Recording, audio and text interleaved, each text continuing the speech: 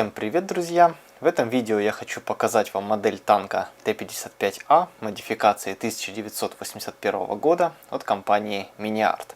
На сегодняшний день это самая современная модель танка в линейке Mini-Art, и даже визуально она очень сильно отличается от остальных представителей семейства Т-55. На боксарте все эти отличительные черты очень хорошо видны. Вот здесь присутствует прибор прицеливания, гранатометы и прочий обвес, который не встречается на других модификациях танка.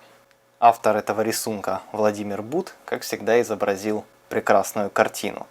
Здесь у нас танк в одном из вариантов камуфляжа пробирается сквозь такую раскисшую колею. Очень красивый атмосферный рисунок. Ну и также хочу отметить, что здесь у меня в руках набор Interior Kit, а это означает, что в коробочке присутствует полный интерьер и двигатель этого танка. Ну а для тех, кому внутренняя деталировка не так интересна, Mini-Art предлагает точно такую же модель, но без интерьера. Ну, давайте рассмотрим теперь коробку со всех сторон. Кстати говоря, размеров она довольно-таки внушительных. Как видите, едва помещается у меня в кадре. И, кстати говоря, весьма увесистая. На одном из торцов здесь изображены 3D-модели танка. Но это все мы сейчас рассмотрим уже в пластике и на инструкции. Сейчас я открою коробку и посмотрим, что внутри. Ну а внутри огромное количество плотно уложенных литников, конверт с фототравлением и лист декали. На дне коробки инструкция, с которой мы и начнем обзор. Ну а литники я распакую за кадром, чтобы не шелестеть здесь пакетом. Но вот еще раз хочу показать вам эту увесистую упаковку с огромным числом деталей. Модель, конечно, просто впечатляет своими габаритами. Ну а начнем мы обзор, как я и сказал, с инструкции. Инструкция представляет собой такой вот качественно отпечатанный журнал на плотной бумаге. Первая и последняя страница здесь цветные. Обложка достаточно презентабельная и информативная. Здесь мы видим танк, который был изображен на боксарте. Ниже его схематическое изображение и некоторые подробности о содержимом набора. Давайте рассмотрим их поближе. Особенно хочу обратить ваше внимание, то, что в наборе присутствуют полноценные рабочие траки. Ну и, конечно же, рабочая торсионная подвеска. Но поскольку это набор Interior Kit, здесь, конечно же, присутствует двигатель, а также полная детализация боевого отделения и места механика-водителя. Интересная особенность, также присутствуют детали антирадиационной защиты. Ну и, конечно же, все люки могут быть исполнены в открытом либо закрытом положении. Присутствуют фототравленные детали, прозрачные детали и декаль на 5 вариантов. На следующей цветной странице представлены варианты исполнения этого танка. Итак, первый вариант – это машина из состава ограниченного контингента советских войск в Афганистане, 40-я армия Туркестанского военного округа, 80-е годы. Следующая машина – неустановленное подразделение морской пехоты военно-морского флота СССР, 80-е годы. Эти две машины даны без камуфляжа. А вот дальше уже интереснее. Следующий вариант – это рекомендуемая окраска бронетехники для пустынных фонов. Здесь нет привязки к какому-то конкретному подразделению, просто дается вариант для определенной местности. Доминирует здесь желтый цвет, и также присутствует зеленый и коричневый.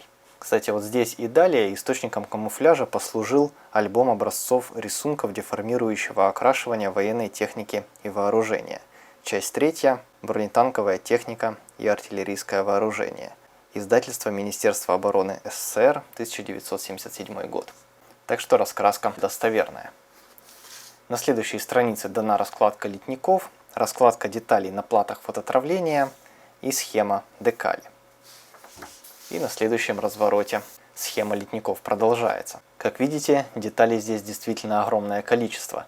И я вот здесь, правда, не вижу, чтобы были какие-то помечены как неиспользуемые, но, скорее всего, они здесь будут. Раскладка литников прекрасно отпечатана, замечательно просматриваются все цифры и также хорошо узнаются все детали. Следующая страница начинается сборка модели. Ну и сборка традиционно начинается с двигателя.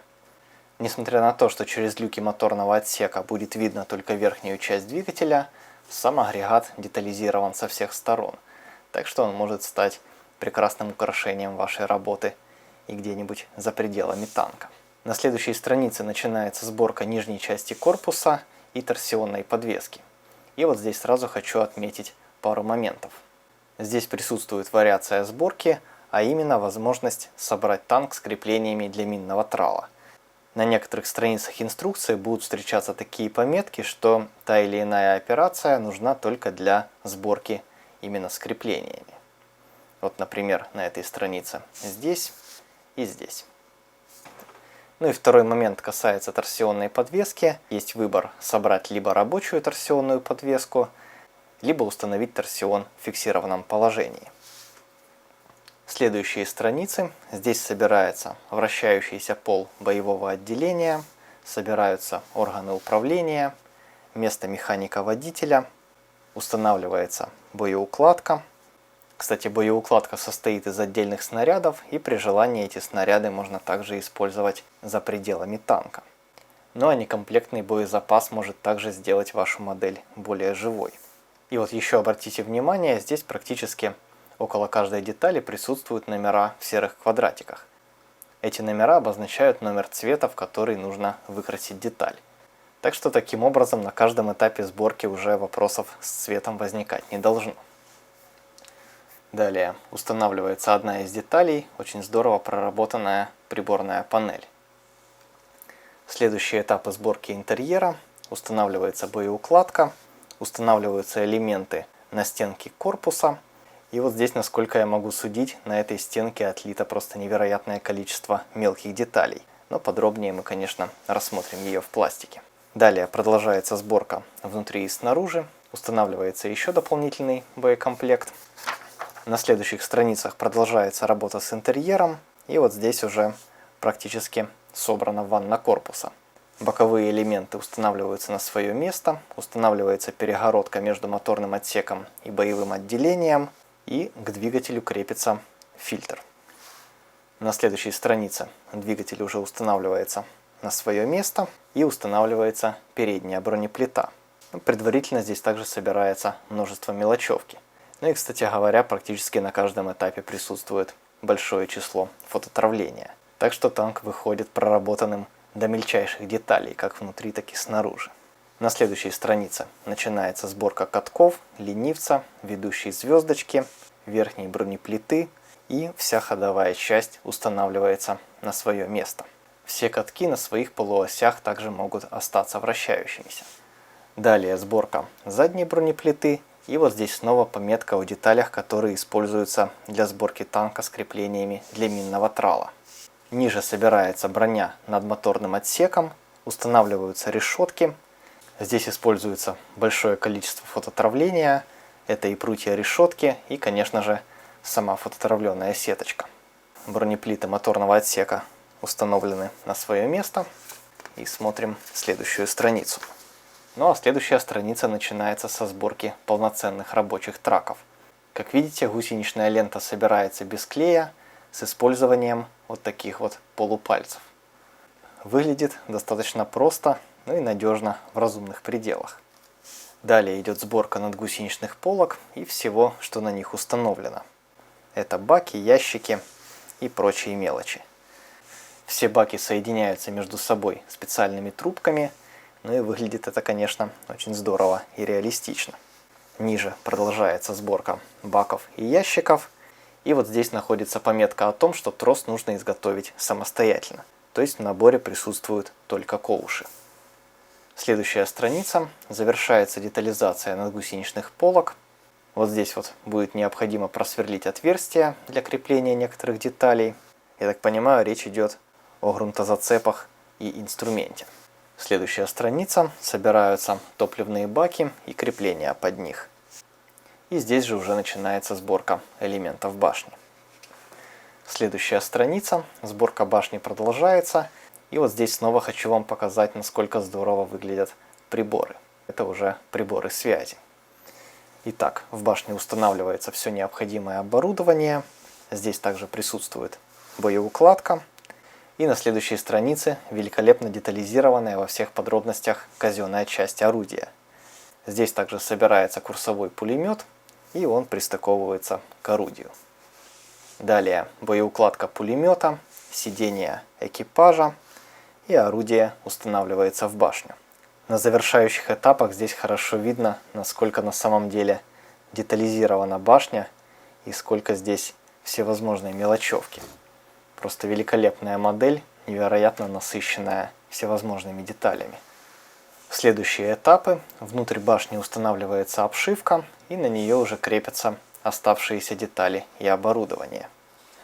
На следующей странице начинается работа с верхней частью башни. Устанавливаются люки, устанавливаются приборы наблюдения и собираются прожектора. Кстати, у прожекторов здесь также присутствуют варианты исполнения. Это дневная и ночная версия. То есть для дневного варианта прожектор закрыт колпаком, ну а для ночного, естественно, прозрачное стекло. На следующей странице завершается детализация интерьера башни и также завершается сборка люков. Люки просто великолепно детализированы как снаружи, так и изнутри. И на них также присутствуют небольшие лючки отдельными деталями, которые тоже можно исполнить в открытом положении. Здесь также устанавливается внутренняя обшивка, и я предполагаю, что это и есть та самая противорадиационная защита. И завершающий этап. Две половинки башни соединяются вместе. Следующая страница. Собирается пулемет ДШК. Модель пулемета также очень высоко детализированная и является, пожалуй, одним из украшений этого танка. Следующие этапы – это детализация наружной части башни. Устанавливается прицел, и здесь также есть два варианта исполнения – с закрытой и открытой крышкой. Следующая вариация касается маски орудия. Здесь дан вариант из мягкого материала и из металла. Заключительные этапы. На башню устанавливаются оставшиеся навесные элементы, устанавливается скатка, устанавливаются оставшиеся прожектора, которые также могут быть исполнены в дневном или ночном вариантах. И вот, кстати, на одном из них отдельной деталью дана даже лампочка. Миниарт просто не перестает меня удивлять таким скрупулезным подходом к детализации модели. Ну и на последней странице устанавливается прицел, устанавливаются гранатометы и собирается колпак над люком механика-водителя. Традиционно для танков серии Т-54, Т-55 этот колпак может быть исполнен в двух вариантах. Либо установленным на люк механика-водителя, либо сложенным на скатке. Ну и последний штрих – установка бревна на заднюю часть танка. На последней цветной странице даны оставшиеся два варианта расцветки. Давайте рассмотрим их поближе. Это у нас два таких интересных камуфляжа. Первый, тот, который мы видели на бокс-арте, это рекомендуемая окраска бронетехники для растительных фонов. А второй – это зимний камуфляж, рекомендуемая окраска для снежных фонов. Что интересно, на зимнем камуфляже присутствуют зеленые пятна. Такое нечасто встречается и выглядит очень интересно и оригинально. Но в конце инструкции таблица со всеми необходимыми цветами.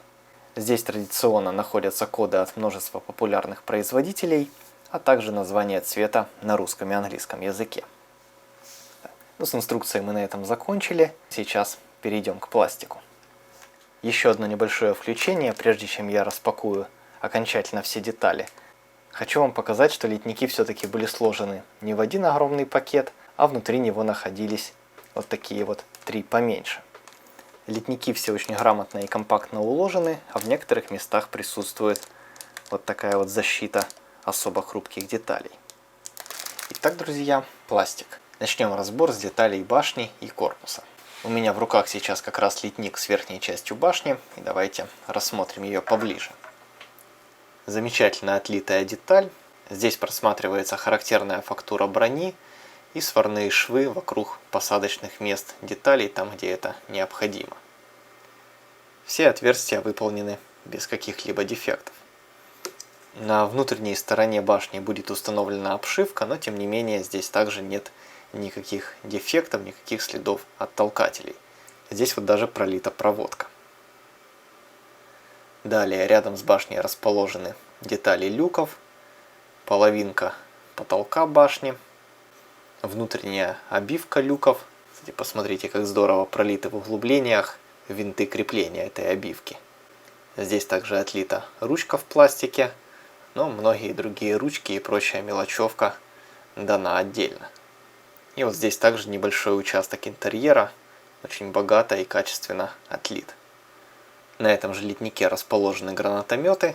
И вот здесь посмотрите, они так интересно исполнены. Дается полностью заряженная пара стволов, пустая пара и вариант, где один из стволов пустой, а второй заряженный. Детали отлиты с помощью многоразъемных форм, и в стволах присутствуют отверстия. Но вот здесь мне не совсем понятно, почему сделано именно так. На мой взгляд, удобнее было бы отлить вот эти вот крышечки стволов отдельно, и моделист бы уже сам выбрал, делать ему пустой гранатомет, либо заряженный. Ну а здесь, несмотря на то, что присутствует вариация, все-таки некоторые ограничения есть. Например, пустых стволов явно недостаточно. И вот также здесь находится трубка для преодоления водных препятствий. Она исполнена из двух половинок. Но деталь эта достаточно простая, так что я думаю, стык после сборки будет несложно зачистить. Далее небольшой литник, передняя бронеплита, решетка фары, собственно, сами фары и защита от брызг. Решетки выполнены достаточно тонко, аккуратно, пролиты без дефектов. Сами фары имеют такую вот интересную сложную форму. На одной из них присутствует светомаскировочный колпак. И вот посмотрите, как он здорово отлит в одну деталь. Ну а внутри фары отлита имитация лампочки. Так, ну что касается самой плиты, она исполнена без утяжен, и на ней присутствует также имитация сварных швов по краям и вокруг посадочных мест для крюков. Следующий литник, один из самых крупных. Здесь вот расположена также одна из самых крупных деталей. Это нижняя часть ванны корпуса. Деталь ровная, аккуратная и также имеет некую фактуру брони. На ней также замечательно просматриваются сварные швы, прекрасно пролиты все необходимые лючки и прочий рельеф. Внутренняя сторона ванны корпуса также детализирована. Детализирована и задняя часть, где будет установлен двигатель. Ну и, конечно же, передняя. Место механика-водителя и боевое отделение. Некоторые отверстия здесь нужно будет проделать самостоятельно. Например, вырезать по контуру вот этот вот люк. И, если необходимо, вырезать отверстия под установку элементов на переднюю бронеплиту. Но все пометки для этих целей достаточно глубокие, и я думаю, не составит никакого труда сделать эти отверстия. Далее на этом же литнике расположены надгусеничные полки. Детали ровные, достаточно тонкие, и здесь также прекрасно просматривается весь необходимый рельеф. И что интересно, надгусеничные полки детализированы даже с обратной стороны. Вот посмотрите, здесь установлены ребра жесткости и даже сымитированы на них сварные швы. Далее на литнике элементы интерьера, передние крылья, также замечательно детализированы снаружи и, что самое важное, изнутри. Здесь повторяется характерный рельеф ребер жесткости. Эти самые крылья могут быть исполнены в откинутом положении, поэтому такой внутренний рельеф совсем не лишний. Здесь же находится бревно, прекрасно сымитирована фактура дерева, сымитированы трещины на бревне. Одним словом, очень реалистичная деталь. И вот еще интересный момент, альтернативный вариант брызговика выполнен из дерева, и вот здесь также сымитирована фактура с одной и с другой стороны. Далее детали выхлопной трубы, лючки и казенная часть орудия. На лючках ручки уже отлиты в пластике. Ну и вот еще одна очень сложная и интересная деталь. Это вот такие вот соты под установку боеукладки. Еще один крупный литник. Здесь у нас боковые части корпуса, перегородка между боевым отделением и моторным отсеком и снова надгусеничные полки. Но здесь уже очевидно, что какая-то пара этих самых полок будет лишняя. Здесь же расположена скатка.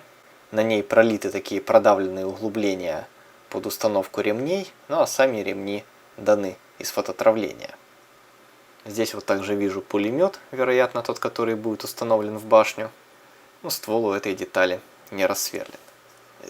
Здесь же находятся задние крылья. В отличие от передних крыльев, весь механизм откидывания отлит единым целым. Вот здесь еще можно посмотреть на колпак над люком механика-водителя.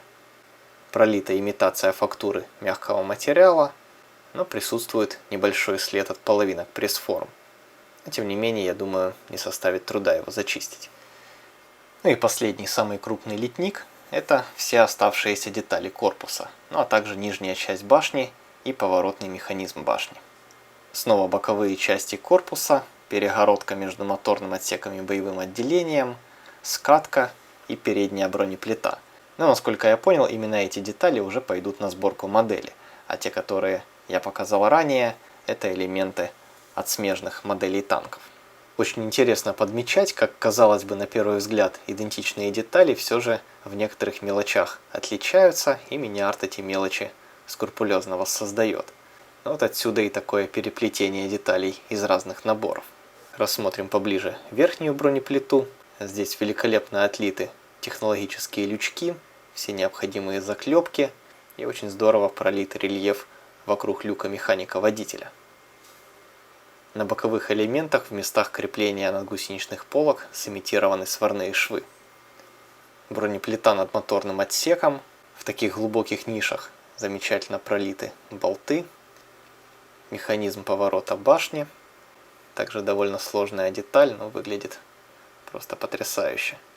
И очень тонкое аккуратное кольцо. Это также деталь механизма поворота башни. Очень здорово детализирована даже нижняя часть башни, хотя это такой элемент, который маловероятно будет виден зрителю. Далее перегородка, великолепно пролит рельеф, очень богато смотрится эта деталь, здорово исполнены все необходимые заклепки. И вот здесь же расположена скатка, которая выглядит уже гораздо реалистичнее. Складки здесь уже гораздо более живые. Ну и также здесь намечены места, куда будут установлены фототравленные ремни. Все эти крупные и плоские детали выполнены без каких-либо утяжен и искажений.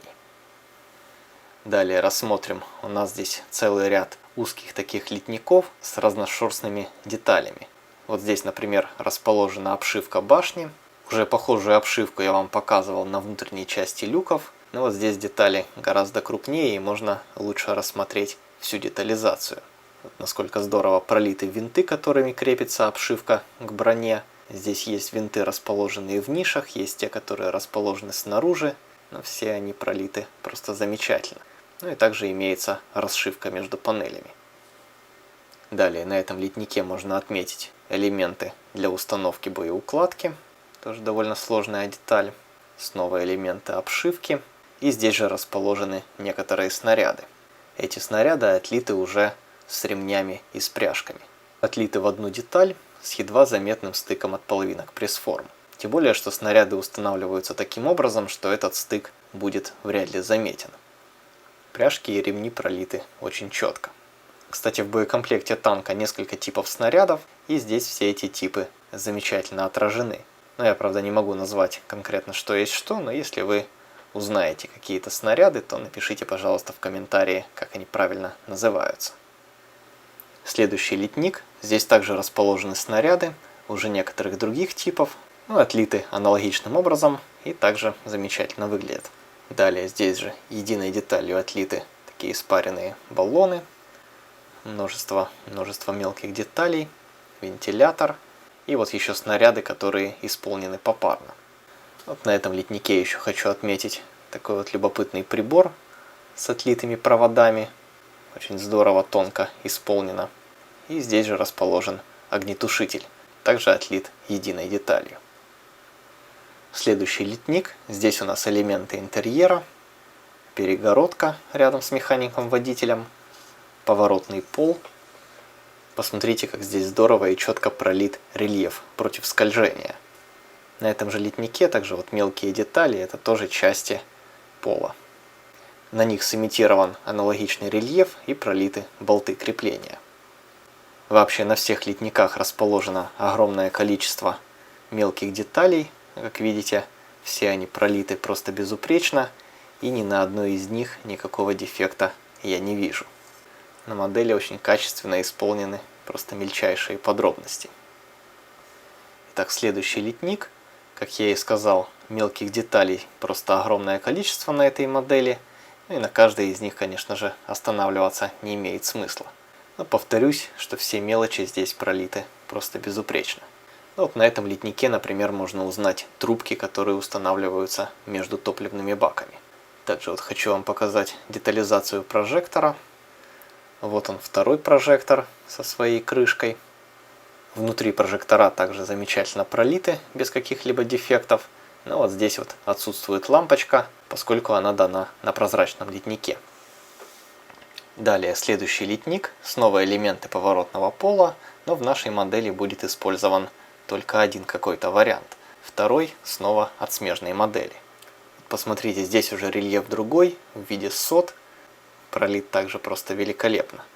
И вот другие детали пола также имеют аналогичный рельеф и также замечательно исполнены. Все необходимые отверстия и элементы крепления также прекрасно пролиты. Здесь вот также расположена перегородка с аккуратно пролитыми отверстиями. Далее множество интерьерной мелочевки. И вот на каждой детали замечательно просматривается рельеф, заклепки. Вот посмотрите, здесь довольно мелкая детализация дана. И вот также на этом литнике расположен короб под пулеметную ленту. Детализирован с обеих сторон. На каждой стороне пролита звезда и ребра жесткости. Следующий литник. Здесь у нас интереснейшая панель интерьера. Посмотрите, сколько всего здесь пролито. Здесь у нас и имитация проводов, и всевозможные винты, и вот даже какой-то рубильник. Все это пролито в пластике и выглядит просто потрясающе. И вот здесь даже в местах, где крепятся выхлопные трубы, также пролиты заклепки и весь необходимый рельеф. Далее задние крылья немножко другого типа, но отлиты аналогичным образом. Далее снова люки, в них пролито множество отверстий. Это и подсмотровые приборы, и вот лючки на верхней части, и все эти отверстия исполнены просто замечательно и без каких-либо дефектов. Здесь же вторая половинка потолка башни. И вот посмотрите, как здесь здорово отличается фактура литья деталей. Далее люк механика-водителя, его обивка. И далее здесь расположена всевозможная мелочевка. И вот снова еще один тип щитка, который защищает от брызг. Так. Следующий литник. Здесь у нас в основном элементы бронеплит моторного отсека. Из двух деталей состоит такая вот окантовочка. Далее бронеплита с решеткой. И вот здесь я вижу, есть немножко облоя, но удалить его не составит труда. И вот далее здесь расположены детали вентиляционных решеток. Здесь все отверстия пролиты безупречно. Итак, последний такой длинный узкий литник. И здесь среди всей этой мелочевки я хочу особенно выделить вот такую замечательно пролитую рацию. Переключатели в своих глубоких нишах выглядят просто великолепно. Очень реалистичный такой прибор получился. Ну и далее на этом литнике расположена прочая интерьерная мелочевка. Далее следующая группа деталей.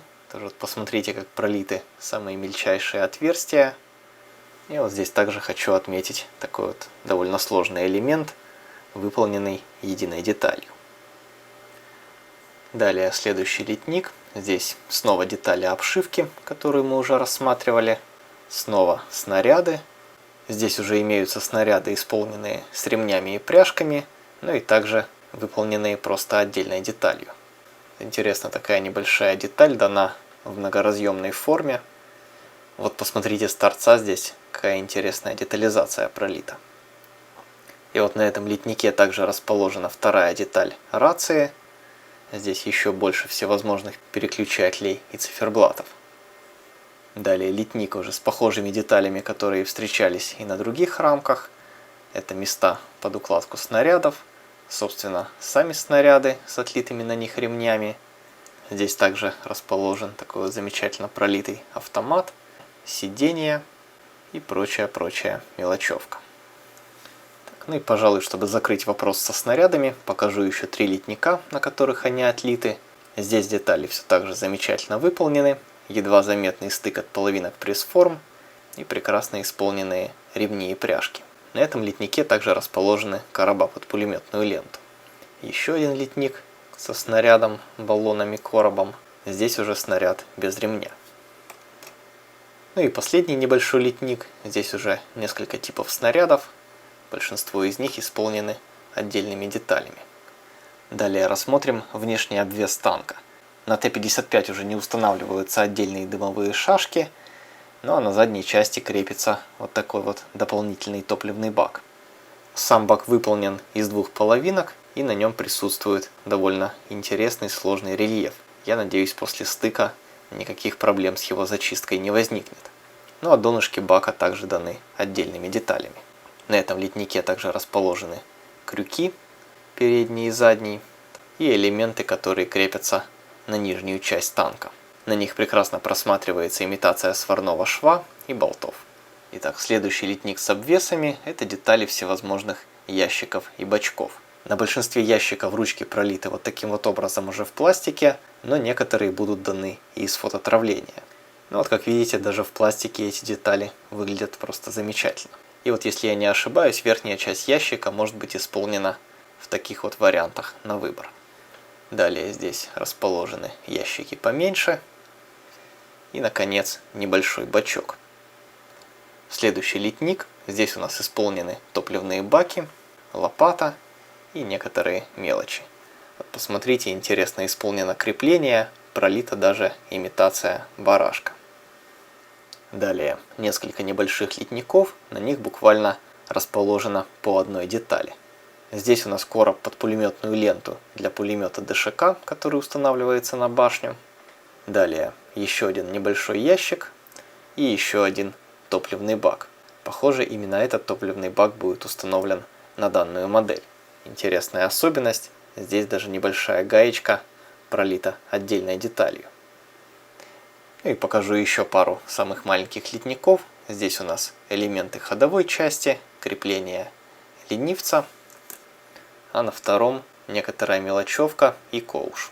Коуш имеет аккуратно пролитое отверстие, ну и с обратной стороны также имеется отверстие под установку самостоятельно изготовленного троса, ну либо приобретенного отдельно. Напомню, что в этой модели трос в пластике уже не дается. Раз уж я затронул пулемет ДШК, давайте рассмотрим и литники, на котором он расположен.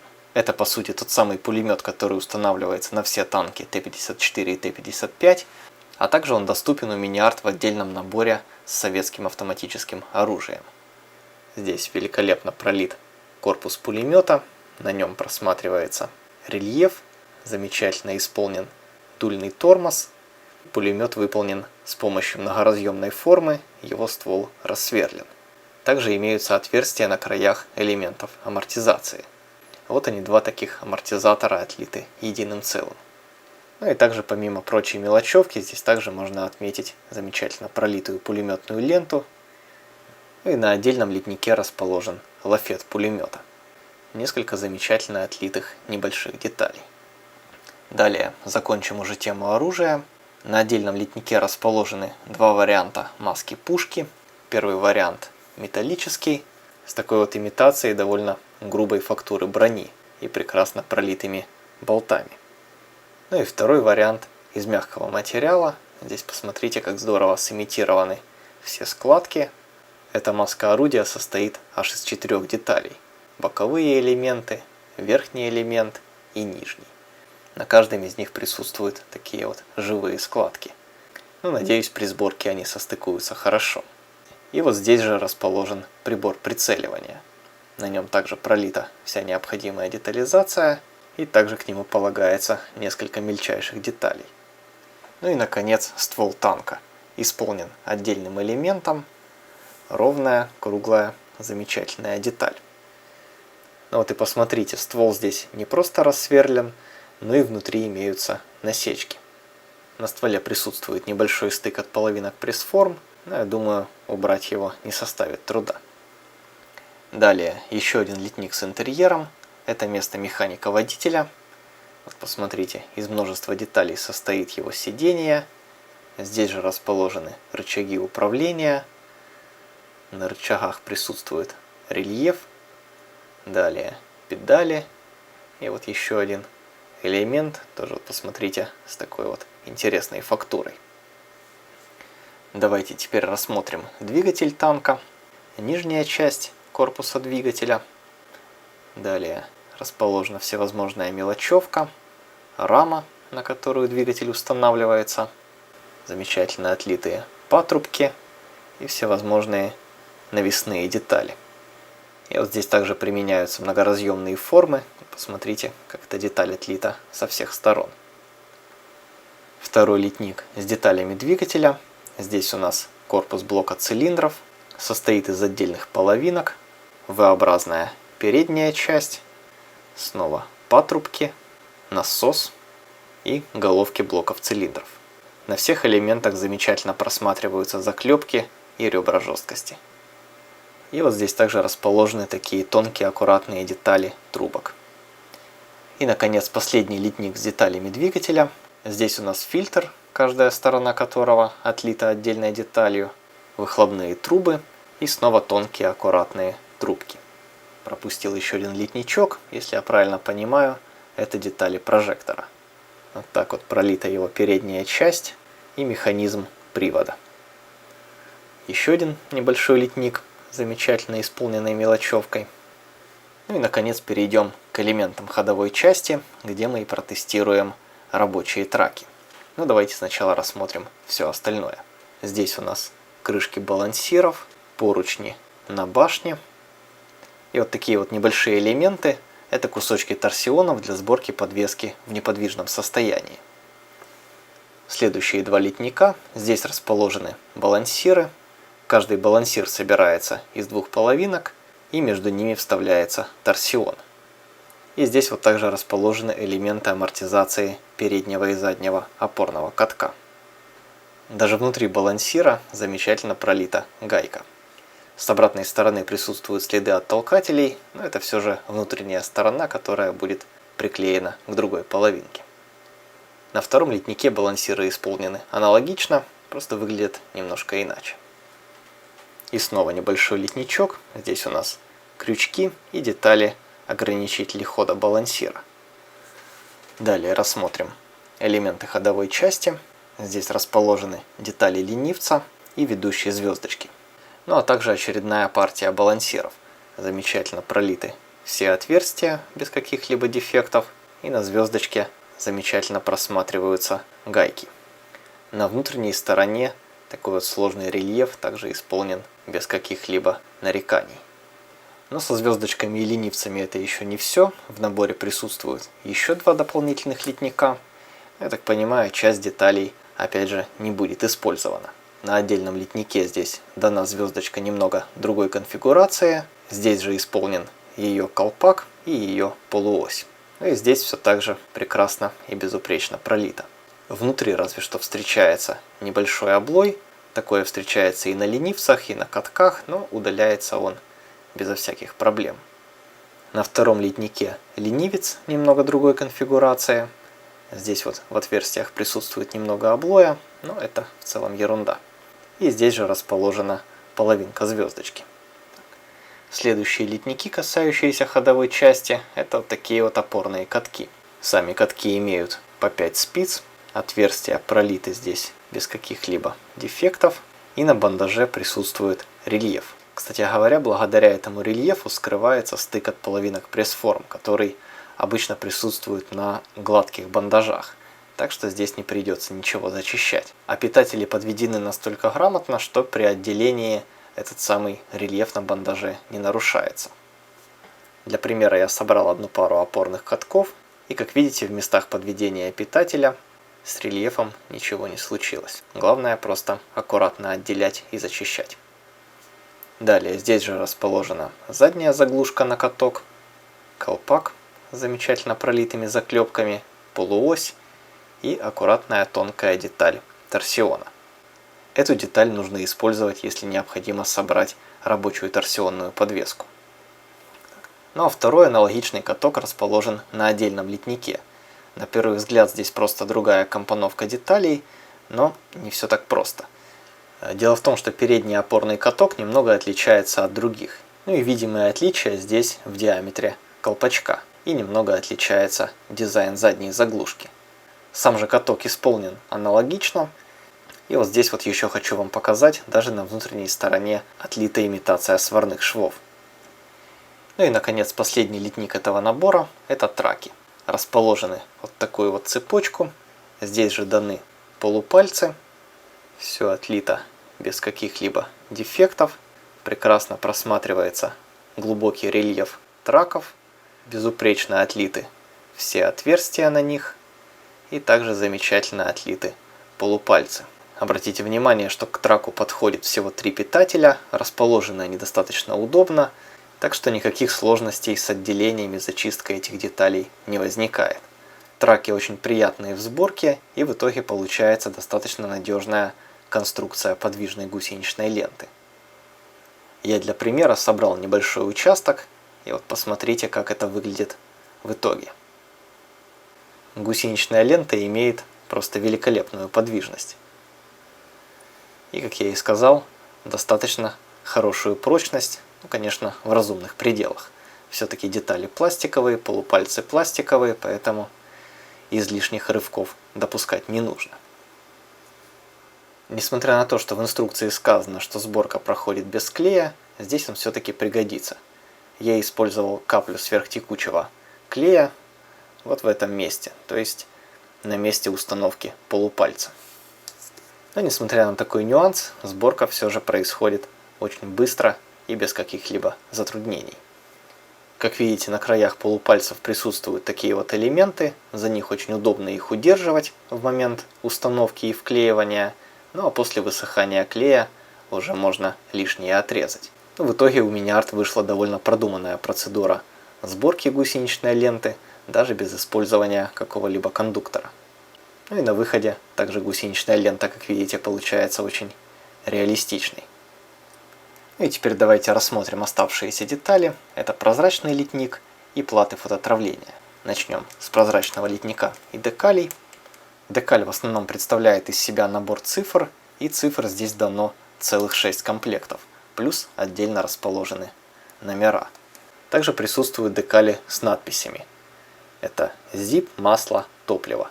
И эти надписи помечены как бонус. Но бонус действительно очень приятный и интересный. Ну и кроме цифр здесь расположен также флаг и эмблема с якорем. Декали отлично отпечатаны. Я здесь не вижу ни смещения цвета, ни смещения рисунка. Замечательная печать. И даже вот такие вот мелкие надписи прекрасно читаются. Прозрачные детали также исполнены замечательно. Они имеют прекрасную прозрачность и отлиты без каких-либо дефектов. Я их пока не хочу извлекать из пакета, поэтому давайте постараемся рассмотреть так. Вот здесь вот я вижу, на 2 стеклышках фар присутствует рельеф. Стекла прожектора имеют замечательную прозрачность и нет никакого искажения. Ну и в прозрачных деталях даны все смотровые приборы. Отлиты единым целым, вот как видите, даже с ручками. И вот еще интересный момент, это стекло на колпаке механика-водителя, и похоже здесь отлит нагревательный элемент. В который раз убеждаюсь, насколько скрупулезно Mini-Art исполняет эту модель. Ну и наконец, платы фототравления. Конверт здесь достаточно большой, по-моему, самый большой конверт, который я встречал в моделях Mini-Art. И посмотрим, что в нем находится. Здесь у нас 3 платы с огромным количеством фототравленных деталей. Давайте рассмотрим поближе.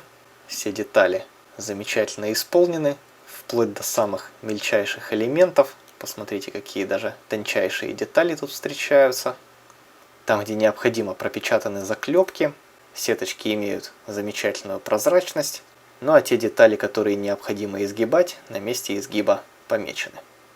2 другие платы фототравления также выглядят замечательно. Пропечатанные отверстия, места изгиба и заклепки там, где это необходимо.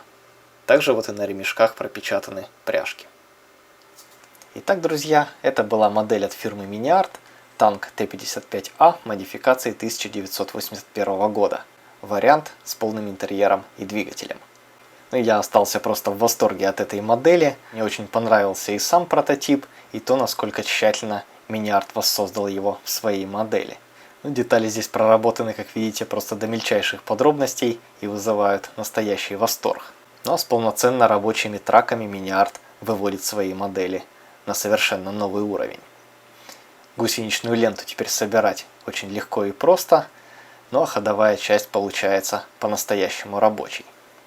Ну а свой обзор я на этом заканчиваю и жду вашего мнения об этой модели в комментариях. Не забудьте поставить лайки под этим видео, если обзор был вам интересен, и подпишитесь обязательно на канал, если еще не подписаны. Я благодарю вас за внимание. Всем пока.